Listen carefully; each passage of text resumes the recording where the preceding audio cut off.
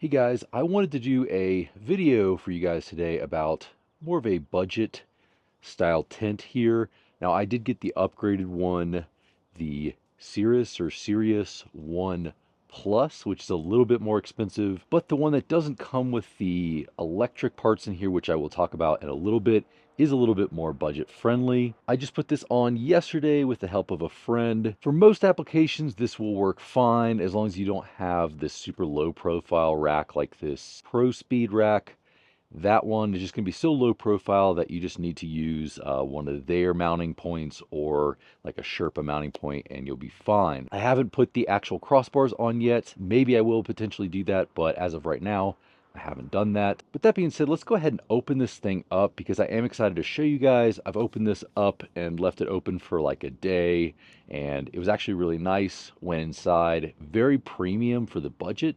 So let's go ahead and get inside and check it out. So before we open it up, I just want to point out that this is how the box is going to come. So I would definitely recommend ahead of time getting an actual crowbar, not like the one I had, or having a friend help you out here because in my opinion, this is actually more difficult than the install itself, which was fairly easy, but I just want to let you know that in advance. All right, so I just got back from a campsite that was super windy. It is also really windy out here, but it is actually a little bit better. So if you hear me dubbing some stuff over, apologize about that. But this is the Sirius 1 Plus, which does mean it does have an electrical component to it where you can actually plug in, which is really nice, especially if you're doing something like a diesel heater, which I definitely do during the winter. I have a new diesel heater that I'm testing out right now, and I'm excited to try that out on here. Now, the reason I wanted to test this out is because I do test out some more expensive ones, but I do test out like really good quality. I wanted to find one that had really good ratings online. It was a little bit shorter because when I first had my 4Runner, I had a shorter one. A lot of people have trucks, and this would be really perfect on the back of it. It actually fits really nicely on this roof as well. So you can see here that I did have to use a different mounting system. This isn't how you'll normally mount it, but I just wanted to show you that it can be done with other mounts if you don't use theirs. This is a hard style shell that is about the size of one that is like a soft shell. So I thought that was really cool. It doesn't quite seal like some of the other rooftop tents, but it does overlap here. So no water is really getting inside. Just want you guys to know that. Doesn't really seal like some other tents would, but that does leave a lot of space for this to dry out afterwards, because one complaint people have with rooftop tents is that if you seal it up and there's condensation in there, then it will actually it can mold. So this will pretty much prevent that from happening. The only downside is it does leave space for a gap. I just put this away in a haste at a campsite, but you know, if you don't do it right, you'll have a little bit of this hanging down. So, you know, if you're in a hurry on your way out, just go home and actually tuck everything back in when you're done. Now, this is actually one of the cooler things I've seen in a rooftop tent, and this is an external plug. Use the other end of this plug to actually plug into like a power bank, and then you could run that power bank into your car, or you know, you could leave it up here, or I guess you could mount it up here and run that wire underneath. That's really cool, and that'll run inside. I'll show you inside. Up here we've got kind of like seat belts for an airplane, and you'll just pull them like that and they will slide out, and then you'll just put them back in there. But it's just like an airplane one, and then you can tighten it or loosen it with that. So go ahead and undo these, very easy, and then that will just pop up on its own. You've got this right here, which is going to be how you'll close it later. So basically you want to kind of push that off to the side. There's a latch up here you're going to undo on the ladder, and then you'll just pull the ladder out.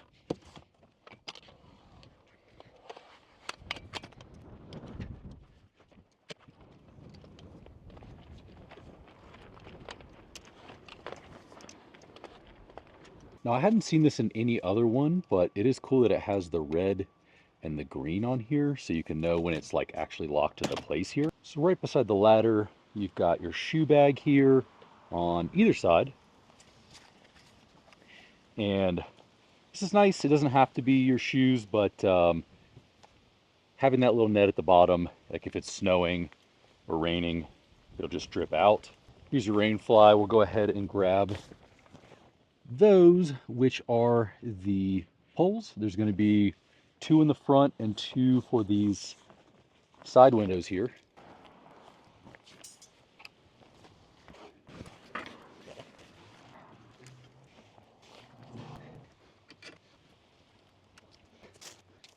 All right, so you've got your top layer and then you've got your net.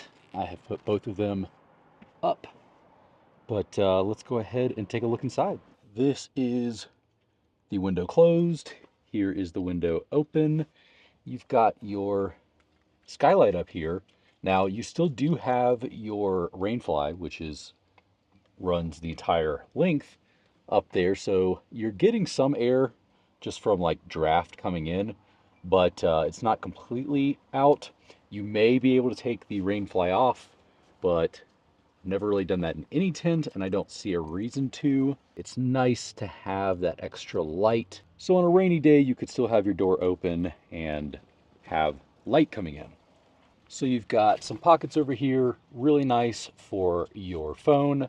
Same on this side. And on this side, you probably maybe could run a cord back or run it somewhere else. But especially on this side, you could run it along here and into the 12 volt on either one of those, or the actual USB, and you'll turn that on here. That is the part underneath towards the back where you saw the plug.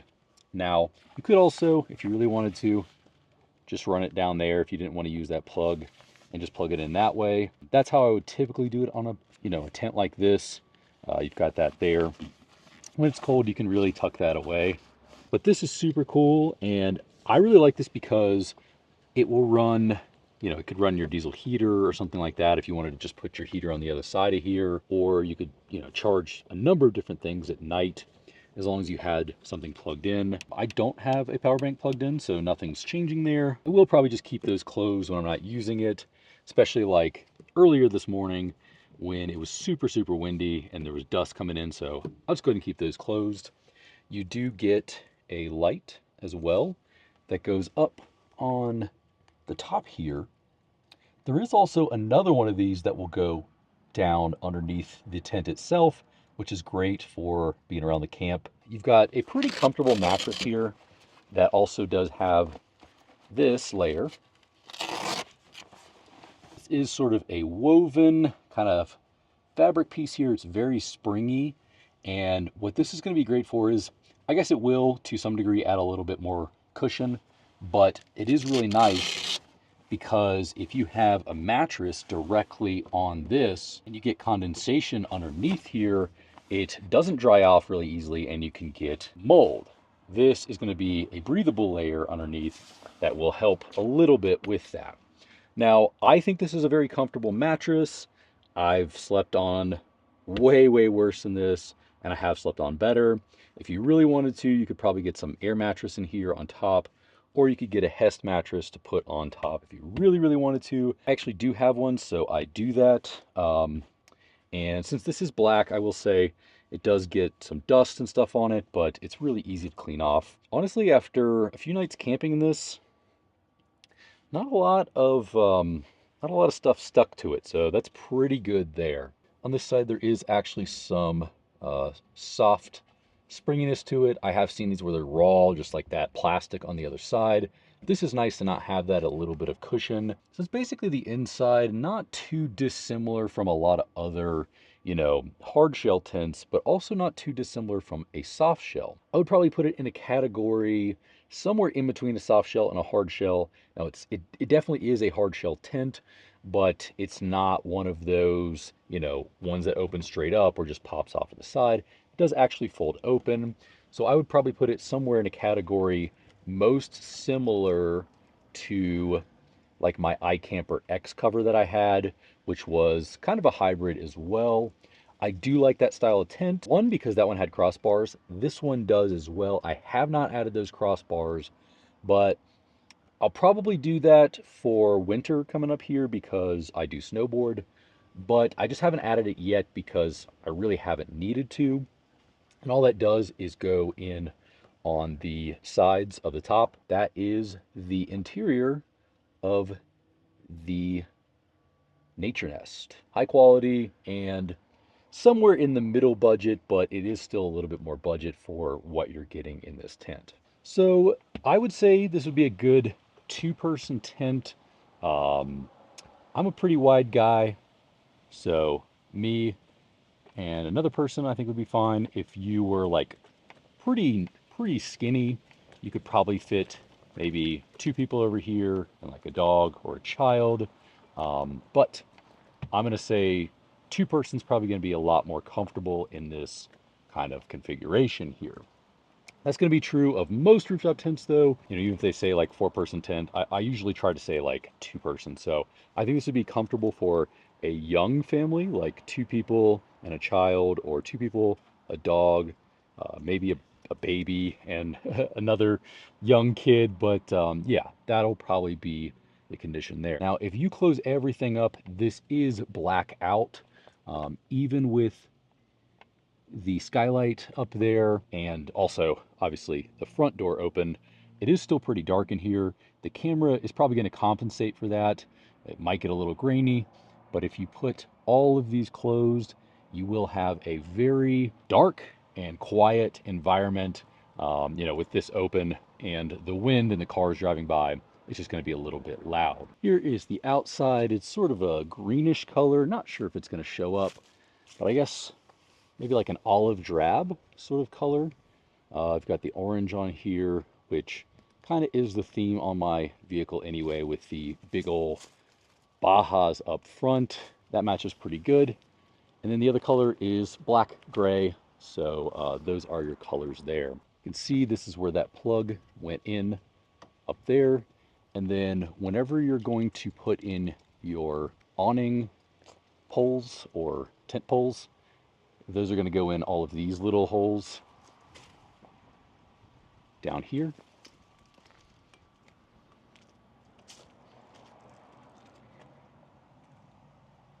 And yeah, overall, I think it's pretty good quality. Like nothing feels cheap on here.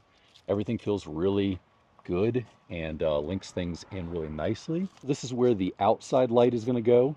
It'll be just like that inside one, but it will Velcro here on the outside. Could, in theory, run this back in up there and plug it in, or if you aren't using those plugs on the inside, you could just plug it in wherever you would like that light to be plugged in. All right, so I had a lot of back and forth about whether I was going to put the crossbars on, but I recently just started a new job and I got to commute a lot of miles on the road, so I am happy with the miles per gallon now, and I don't know if this would affect it, but I'm not going to take that chance. So I'll just show you how to put that on here in case you do want to do that. You'll see on this side, you can just mount it like that. It's actually pretty easy.